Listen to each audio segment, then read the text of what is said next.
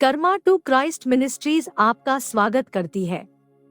आइए हम परमेश्वर के वचन पर चर्चा करें। आज का वार्तालाप का शीर्षक है, हर किसी को बाहर मत करो। आज के बाइबल छंद है नीति वचन अध्याय 17 पद 9। जो दूसरे के अपराध को ढांप देता वह प्रेम का खोजी ठहरता है, परंतु जो बात की चर्चा बार बार करता है वह परम मित्रों में भी फूट करा देता है। तथा यूहन्ना अध्याय 15 पद 12। मेरी आज्ञा यह है कि जैसा मैंने तुमसे प्रेम रखा वैसा ही तुम भी एक दूसरे से प्रेम रखो। तथा नीति वचन अध्याय 18 पद 19। चिढ़े हुए भाई को मनाना दृढ़ नगर के ले लेने से कठिन होता है और झगड़े राजभवन के बेंडों के समान है। वे कहते हैं कि अगर लोग आपको वैसे स्वीकार नहीं करते जैसे आप हैं, तो वे आपके जीवन का हिस्सा बनने के लायक नहीं हैं। यह हमारे बच्चों के लिए बाइबल, बुद्धिमानी या अच्छी शिक्षा नहीं है। यह वे लोग हैं जो हमें स्वीकार नहीं करते कि हम कैसे हैं, जो हमें अपने जीवन विकल्पों के बारे में 2 बार सोचने पर मजबूर करते हैं। उनमें से कुछ पूरी तरह से गलत और आलोचनात्मक हो सकते हैं और शायद उनसे बचने की जरूरत है, लेकिन सिर्फ इसलिए कि कोई आपसे असहमत है, उन्हें अपने जीवन से बाहर करने का कोई आधार नहीं है।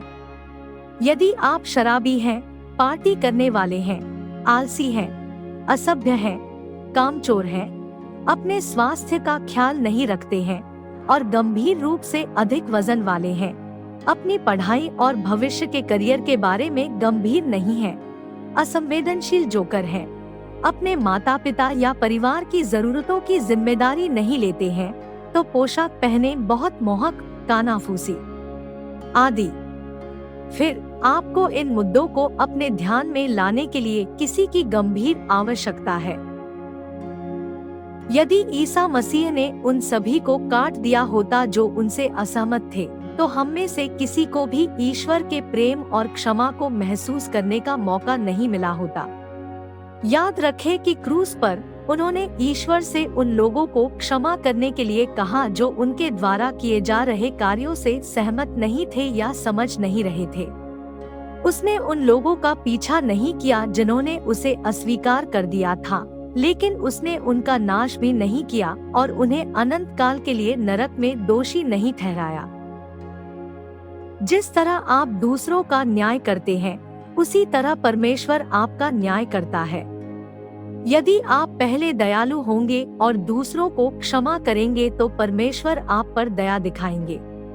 वह जो कुछ भी करता है उसमें निष्पक्ष है और यह हम पर निर्भर है कि हम यह सोचकर जीवन जिए कि हम दूसरों से बेहतर हैं। हमेशा उनके दोषों पर ध्यान केंद्रित करें या इन दोषों पर ध्यान दें और देखें कि ईश्वर उनमें क्या देखता है। ईश्वर हमारे जीवन में लोगों के लिए एक समय और एक मौसम नियुक्त करता है। जैसे जैसे हम बढ़ते हैं और अपनी प्राथमिकताएं बदलते हैं, मित्र, कार्य सहकर्मी, चर्च परिवार और यहाँ तक कि पारिवारिक संबंध भी बदल सकते हैं। कभी कभी ये वही लोग होते हैं जो हमें वैसे स्वीकार नहीं करते जैसे हम हैं, जो हमें परिपक्व होने और आवश्यक बदलाव करने में मदद करते हैं, जो हमें वापस परमेश्वर के साथ जोड़ देंगे। अन्य समय में लोग इतने जहरीले होते हैं कि इससे पहले कि वे संक्रमित हो जाएं और अवसाद में पहुंच जाएं, उनसे दूरी बना लेना बेहतर है। लोगों को अपने जीवन से बाहर कर देना क्योंकि वे आपको वैसे स्वीकार नहीं करते जैसे आप हैं या आपसे असहमत हैं, अकेलेपन का एक निश्चित नुस्खा है। आइए प्रार्थना करते हैं। स्वर्गीय पिता, आपकी आवाज हिरण को जन्म देती है। आपके बचाने वाले हाथ और आपके दाहिने हाथ के लिए धन्यवाद। हे प्रभु, तेरी आंखें सारी पृथ्वी पर इधर उधर दौड़ती रहती हैं। पिता, हमें इतना घमंडी और आत्मतुष्ट होने के लिए क्षमा करे कि हम किसी भी ऐसे व्यक्ति से बचते हैं जो हमें सुधारने की कोशिश करता है। हमें यह न समझने के लिए क्षमा करे कि कोई जो कहता है उसमें कुछ सच्चाई हो सकती है। जो हमें नहीं समझता या हमारा खंडन करता है, उसे प्यार से स्वीकार करने में हमारी मदद करें। हमें वह समझ प्रदान करे जो अतीत में हमने किसी को भी वापस लाने के लिए आवश्यक है, जिसे हमने काट दिया है।